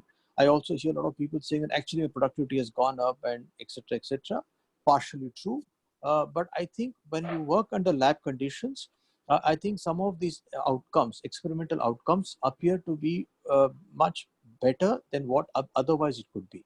So in that sense, my personal view, too early to call this a new model. It would certainly disrupt and bring flexibility to the work structures. But will corporations have permanent work from home? We need to ask this question maybe 2023, 2024. Then we would have sufficient data to say whether this is indeed something that would. I'm not saying it won't come in. It would come in a bigger way than what is 2019. But I think we'll have to wait and watch. So I'm not going to give this a thumbs up today. As we speak, doing well, but we'll probably watch it over 2 years, 3 years, and then decide. So let me give a counter view in the sense that I am on record telling my team, why are we not going to work from anywhere? And obviously I will get a strong pushback from everybody that, why are you pushing that agenda? So, and there's a running joke in the company. We as a team decided that one day in a week, you don't have to come to office. We did this policy 2 3 years ago. But the HR would have introduced a clause, and my HR head CHRO for right reasons, Nanda, that it can't be a Monday or Friday. So I used to have a running battle with him saying, what is this law by which you say one day you can work, but it can't be Monday or Friday? And his point was, leave it to me. I know everybody better. So I would say, fine, I leave it to you. But now I joke with him. Now, do you think it was a sensible point, this Monday or Friday debate we had? But having said that, I think this has got a positive as well as a negative. I think we were very, as Srirang has said, we were very rigid in our thinking that you had to come to a physical space called office to get your work done. I think now we are a little bit more flexible and a lot more open. This, in my view, is also going to open up a lot of talent which had left us. I do know, for example, one of my functional head needed to move to another city, Pune, in fact, and we don't have an office in Pune, and she decided to leave us because of other personal reasons. These sort of moves today, I can pretty much say we could have retained her very much so, because it wouldn't have mattered a lot in the long run. So except where you need to be close proximity to physical workspace because you're working in a factory or you're in a territory, you're managing a territory and you need to be within that distance of travel, which takes you to every place of visit to distributor within, maybe a day's travel or so. I think every other place, I think, is going to change and transform itself. Also, the need for many places is going to transform. We are completely underestimating. One place which is going to change itself is finance and accounting. I think that function is going to go through massive shift because of the rapid way with which things are getting digitized. And I'm not saying with entry of blockchain, even without that, many of these roles are going to completely shift. So we have to reimagine the future and the way each function is going to add value. Um, and I truly believe that today we can have access to more diverse workforce because of the flexibility we have. But I think whether that flexibility is allowed and people are enthused, I think that is where I am with Srirang. In the long run, we'll have to see how it works out for all of us. Satish, you had a point? Yeah, quick point, and this is really crystal ball gazing. Building on what got triggered by Srirang and Mukundan's comments, I think the search for a mythical model that, we've cracked it. We know what the new work model is going to be. Future of work, we've got it cracked. I know I'm exaggerating to make the point. Reflects the limitation of a self-imposed mindset we might be vulnerable to. We need to recognize that in the current situation, the way the workplace and the notion of working will evolve is going to be a moving feast. Hence, the key anchor of that will be the ability to keep making modifications and tweaks the way Mukundan talked about it, or the way Srirang was a bit cautious to commit. I think that is an anchor we must not lose, because this is a moving feast. It will keep moving through the next few years at least. Perfect. Right. One final question, which is often discussed in so many forums like this. Why is it that HR rarely finds a seat in the boardrooms? And what can we do to change this situation? I think it depends on company, and there are companies. I think, really speaking, if you look at what has happened to the boardrooms, so let me just say this: there are two committees which have become extremely critical. Talk from governance perspective, because most of the failings in corporate governance have happened on two accounts: either the audit committee has not done the job, or NRC has not done the job. You can lay it at the doorstep of these two committees. And NRC is fundamentally about people. The whole issue of succession planning has not been done. There's a failure mode happening in terms of people process. On the other hand, you've not done a great. So I think the boards have begun to realize the criticality of these two committees. And I do think that in the past, the audit committees used to be very thorough, and they've gotten even more thorough. But NRC now has started to become much more thorough. Affair which used to be in many cases, this meeting is to fix the commission of directors and MD's commission and some increment number we need to agree, has now become like we need to meet 4 times. Let's deep dive into organization. Let's look at the culture. What are the processes which are being put in place? Can we learn from other companies? So I think the conversations have changed, and clearly this is now becoming increasingly clear. And it's sad that it is being driven off some of the corporate failures. But it is now very clear to everyone what are the things you must do right to ensure such risks don't happen. Srirang? No, so I completely echo what Mukundan was saying. I think the role of the NRC in large corporations is becoming increasingly extremely strategic and important. No doubt about the fact that the board today spends disproportionate time in deciding and overseeing some of the people processes that define corporations. Just on the point of, on whether HR should have a seat on the board, I think seat on the board is purely a regulatory requirement that gets you to sign the balance sheet, right? I think what is more important is whether HR is central and core to the business strategy of the organization, right? To me, that is a fundamental question to ask. Whether you are on the board or otherwise, I think doesn't really make a big difference to the importance of HR. So we should probably phrase it a bit differently, because frankly, getting to the board, I think it only gives you more access to sign the balance sheet, which is a regulatory requirement. But you can be an HR head outside the board and yet be very core and central to the strategy. So the question is HR central and core to the business? I think that's an important question.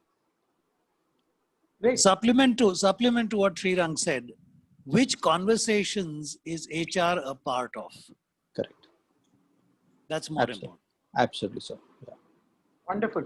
I think we can go on and on and on, but Yogi was reminding people that it's IPL times. It's also a Saturday evening, and such learning, I guess, can go continuously. But thank you so much, Mr. Mukundan, Srirang.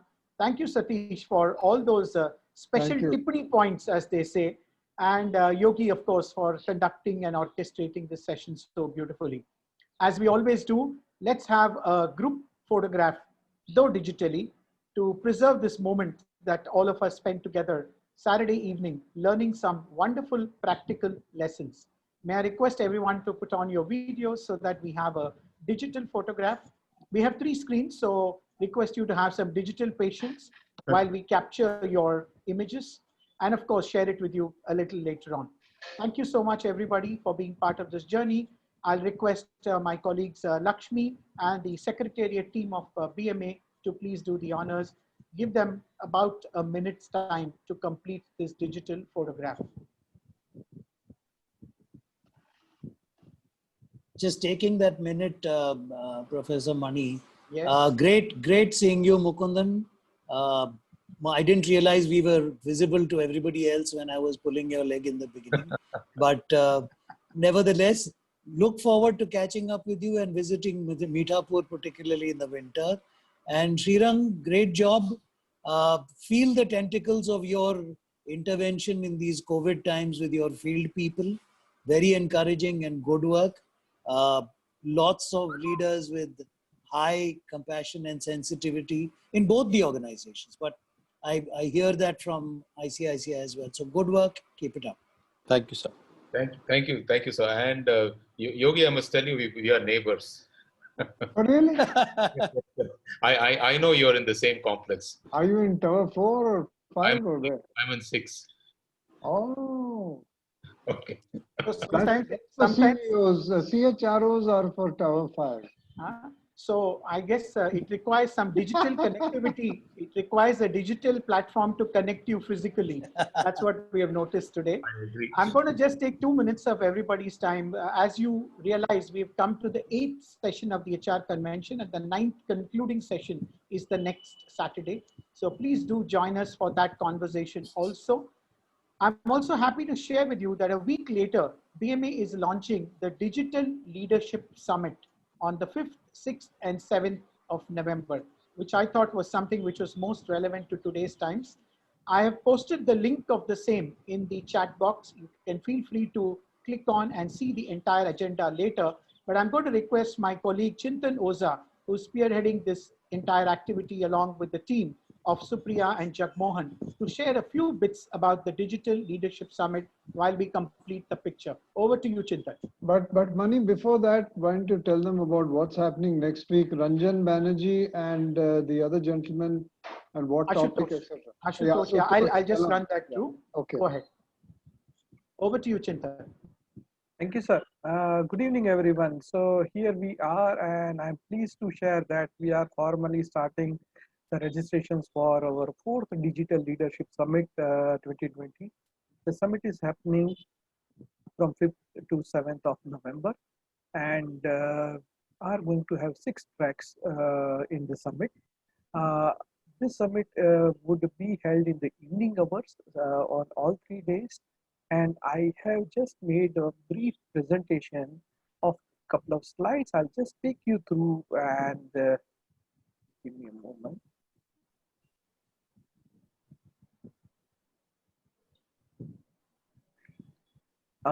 Mani sir, you will have to allow me to share my screen, please. Can you just talk us through it, because it's kind of getting late in the evening. Why don't you just talk us through it? Yeah, sure. So there are going to be 6 tracks, 20 plus speakers, 1,000 plus attendees are expected to join, and we are going to have Pujit Gyanvatsal Swamiji, Shrikant Velamkani, and Amay Mashilkar as our star speakers on all 3 days. There are different sponsorship opportunities available to corporates, as well as there are opportunities for knowledge partnership available for academia. The registration is for BMA members. It is 2,000 rupees for all 3 days, and for academicians and students, it is going to be 1,000 rupees for all 3 days. For non-members, the rate for the conference is going to be 3,000 rupees per day. So this is where we are, and we are formally launching the conference page, and the registration would start on the conference page. Look forward to meet you all and have a fellowship and networking at the DLS 2020. Thanks for your time and attention, and we look forward for your continual engagement. You would continue to hear from us in the times to come. Thank you so much. Over to you, Mani sir. Thank you. And as I said, the link is already on the chat box. You can just click and preserve the link so that you can read through it later. Thank you very much once again for making this evening so memorable with such wonderful discussions. Have a great weekend and hope to see you all again next week. And my special thanks to Mukundan and Srirang and Satish. I don't know where Satish is. Are they still there on the call? Mukundan, thank you very much for accepting and talking to us. And thank you, Srirang. Thank you very much. Thank you, everybody. Good evening. Good evening.